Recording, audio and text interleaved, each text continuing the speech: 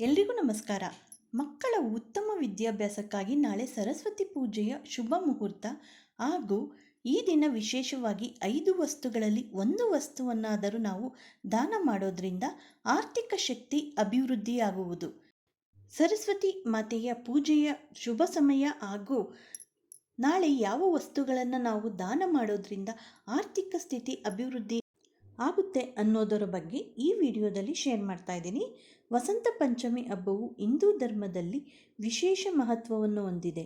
ಅಂದರೆ ನಾಳೆ ವಸಂತ ಪಂಚಮಿ. ಹಿಂದೂ ಕ್ಯಾಲೆಂಡರ್ ಪ್ರಕಾರ ವಸಂತ ಪಂಚಮಿಯನ್ನು ಪ್ರತಿ ವರ್ಷ ಮಾಘ ಮಾಸದ ಶುಕ್ಲ ಪಕ್ಷದ 5ನೇ ದಿನದಂದು ಆಚರಿಸಲಾಗುವುದು. ಈ ವರ್ಷ ವಸಂತ ಪಂಚಮಿಯನ್ನು ಅಂದರೆ ಫೆಬ್ರವರಿ 2ರಂದು ನಾಳೆ ಆಚರಿಸಲಾಗುತ್ತದೆ. ಈ ದಿನ ಸರಸ್ವತಿ ದೇವಿಯನ್ನು ಪೂಜಿಸಲಾಗುವುದು. ಆದ್ದರಿಂದ ಇದನ್ನು ಸರಸ್ವತಿ ಪೂಜೆ ಎಂದು ಕರೆಯಲಾಗುತ್ತದೆ. ವಸಂತ ಪಂಚಮಿಯನ್ನು ಬಸವಂತ್ ಪಂಚಮಿ ಅಂತಲೂ ಕರೆಯಲಾಗುತ್ತದೆ. ಹಿಂದೂ ಧರ್ಮದ ನಂಬಿಕೆಗಳ ಪ್ರಕಾರ ಸಂಗೀತ ಮತ್ತು ಕಲಿಕೆಯ ದೇವತೆಯಾದ ಸರಸ್ವತಿ ದೇವಿಯನ್ನು ಪೂಜಿಸುವುದರ ಜೊತೆಗೆ ಈ ದಿನದಂದು ಕೆಲವು ವಸ್ತುಗಳನ್ನು ನಾವು ದಾನ ಮಾಡುವುದರಿಂದ ಜೀವನದಲ್ಲಿ ಸಂತೋಷ ಮತ್ತು ಸಂಪತ್ತು ಅಭಿವೃದ್ಧಿಯಾಗುವುದು. ಮಾತಾ ಸರಸ್ವತಿ ಮಾತೆಯ ಅಸ್ತಿತ್ವದ ಮೂಲವನ್ನು ನೋಡೋಣ. ಹಿಂದೂ ಪವಿತ್ರ ಗ್ರಂಥಗಳ ಪ್ರಕಾರ ಪ್ರಪಂಚದ ಸಮತೋಲನ ಮತ್ತು ಸೃಷ್ಟಿಯಲ್ಲಿ ಸರಸ್ವತಿ ದೇವಿಯು ಪ್ರಮುಖ ಪಾತ್ರವನ್ನು ಹೊಂದಿದ್ದಾಳೆ. ಬ್ರಹ್ಮಾಂಡವನ್ನು ಸೃಷ್ಟಿಸಿದ ನಂತರ ಬ್ರಹ್ಮದೇವರು ತಾನು ರಚಿಸಿದ ಬ್ರಹ್ಮಾಂಡವನ್ನು ನೋಡಲು ಹೊರಟನು ಎಂದು ಧರ್ಮಗ್ರಂಥಗಳಲ್ಲಿ ಹೇಳಲಾಗಿದೆ.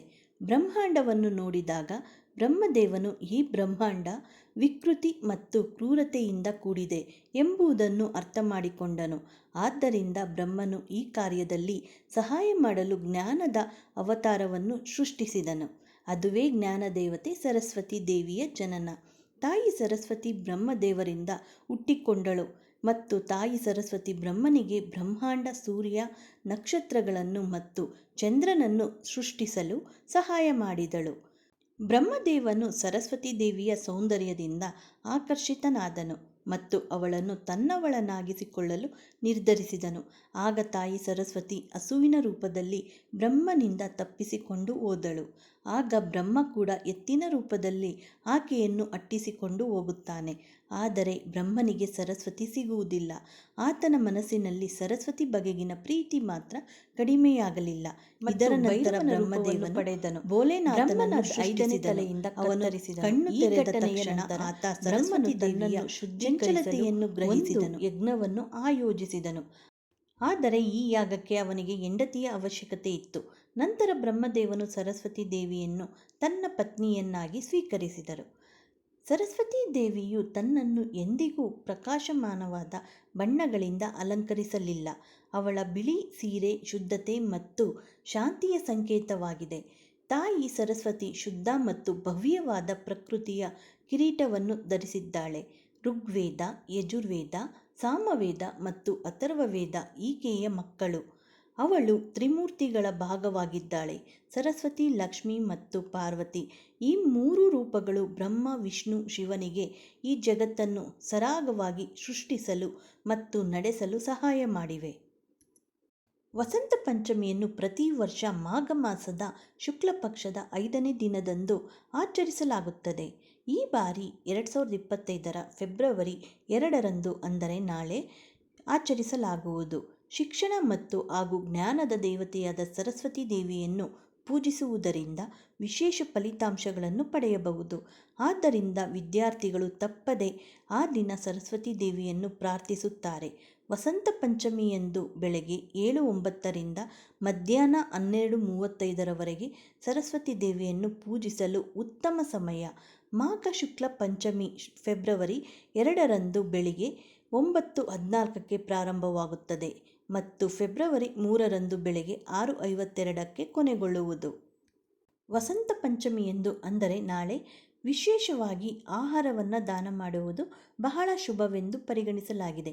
ಈ ದಿನದಂದು ಬಡವರು ಮತ್ತು ನಿರ್ಗತಿಕರಿಗೆ ಆಹಾರವನ್ನು ದಾನ ಮಾಡುವುದರಿಂದ ಮನೆಯಲ್ಲಿ ಸಂಪತ್ತು, ಆಹಾರ ಹಾಗೂ ಇತರೆ ಪದಾರ್ಥಗಳು ಖಾಲಿಯಾಗುವುದಿಲ್ಲ ಎಂದು ನಂಬಲಾಗಿದೆ. ಜೀವನದಲ್ಲಿ ಹಣ ಹರಿದು ಬರುತ್ತದೆ ಎಂಬ ನಂಬಿಕೆ ಇದೆ.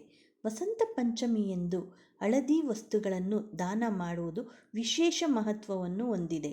ಸರಸ್ವತಿ ದೇವಿಯು ಹಳದಿ ಬಣ್ಣವನ್ನು ತುಂಬ ಇಷ್ಟಪಡುತ್ತಾಳೆ ಎಂದು ನಂಬಲಾಗಿದೆ. ವಸಂತ ಪಂಚಮಿಯಂದು ಹಳದಿ ಬಟ್ಟೆಗಳು, ಹಳದಿ ಸಿಹಿ ತಿಂಡಿಗಳು ಹಾಗೂ ಆಹಾರ ಮುಂತಾದ ಹಳದಿ ವಸ್ತುಗಳನ್ನು ದಾನ ಮಾಡುವುದರಿಂದ ಜೀವನದಲ್ಲಿ ಸಂತೋಷ ಮತ್ತು ಸಮೃದ್ಧಿ ಸಿಗುತ್ತದೆ ಎಂದು ನಂಬಲಾಗಿದೆ. ಹಾಗೆಯೇ ವಸಂತ ಪಂಚಮಿಯಂದು ಶಿಕ್ಷಣಕ್ಕಾಗಿ ಸಂಬಂಧಿಸಿದಂತೆ ವಿಶೇಷ ವಸ್ತುಗಳನ್ನು ದಾನ ಮಾಡುವುದು ತುಂಬ ಶುಭವೆಂದು ಪರಿಗಣಿಸಲಾಗಿದೆ. ಈ ದಿನ ವಿಶೇಷವಾಗಿ ಮಕ್ಕಳಿಗೆ, ನಿರ್ಗತಿಕ ಮಕ್ಕಳಿಗೆ ಈ ದಿನ ಪೂಜೆ ಮಾಡಿ ನೋಟ್ಬುಕ್ಗಳು, ಪೆನ್ನುಗಳು, ಪೆನ್ಸಿಲ್ ನಂತಹ ವಸ್ತುಗಳನ್ನು ದಾನ ಮಾಡಿದರೆ ಸರಸ್ವತಿ ದೇವಿಯು ಸಂತೋಷ ಪಡುತ್ತಾಳೆ, ಬುದ್ಧಿವಂತಿಕೆ ಮತ್ತು ಜ್ಞಾನವನ್ನು ನೀಡುತ್ತಾಳೆ ಎಂದು ನಂಬಲಾಗಿದೆ. ಈ ದಿನ ಶಿಕ್ಷಣಕ್ಕೆ ಸಂಬಂಧಿಸಿದ ವಸ್ತುಗಳನ್ನು ದಾನ ಮಾಡುವುದರಿಂದ ಉದ್ಯೋಗ, ವೃತ್ತಿಯಲ್ಲಿ ಪ್ರಗತಿ ಸಿಗುತ್ತದೆ ಎಂಬ ನಂಬಿಕೆ ಇದೆ. ವಸಂತ ಪಂಚಮಿಯಂದು ನಿಮ್ಮ ಗಳಿಕೆಯ ಸ್ವಲ್ಪ ಭಾಗವನ್ನು ಬಡವರು ಮತ್ತು ನಿರ್ಗತಿಕರಿಗೆ ದಾನ ಮಾಡಿ. ಹೀಗೆ ಮಾಡುವುದರಿಂದ ಲಕ್ಷ್ಮೀ ದೇವಿಯು ಸಂತೋಷಗೊಳ್ಳುತ್ತಾಳೆ.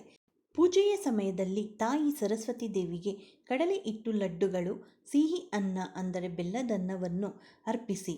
ಸರಸ್ವತಿ ದೇವಿಗೆ ಈ ನೈವೇದ್ಯವನ್ನು ಮಾಡಿದ ನಂತರ ಮಕ್ಕಳಿಗೆ ಹಂಚುವುದರಿಂದ ತಾಯಿ ಸರಸ್ವತಿಯು ಆನಂದಿಸುವಳು, ವೃತ್ತಿ ಜೀವನದಲ್ಲಿ ಯಶಸ್ಸು ಮತ್ತು ಅದೃಷ್ಟವನ್ನು ನೀಡುತ್ತಾಳೆ ಎಂಬ ನಂಬಿಕೆ ಇದೆ. ಈ ವಸ್ತುಗಳಲ್ಲಿ ಒಂದು ವಸ್ತುಗಳನ್ನಾದರೂ ನಾಳೆ ಕೈಯಲ್ಲಾದರೆ ದಾನ ಮಾಡಿ. ಈ ಮಾಹಿತಿ ಏನಾದರೂ ನಿಮಗೆ ಉಪಯುಕ್ತವಾದರೆ ಲೈಕ್ ಮಾಡಿ, ಹಾಗೆ ಎಲ್ಲರಿಗೂ ಶೇರ್ ಮಾಡಿ. ಮತ್ತಷ್ಟು ವಿಡಿಯೋಗಳಿಗೆ ನಮ್ಮ ಚಾನಲನ್ನು ಸಬ್ಸ್ಕ್ರೈಬ್ ಮಾಡಿಕೊಳ್ಳಿ. ಮತ್ತೆ ಸಿಗೋಣ ಇನ್ನೊಂದು ವಿಡಿಯೋದೊಂದಿಗೆ. ಎಲ್ಲರಿಗೂ ಧನ್ಯವಾದಗಳು. Thank you for watching.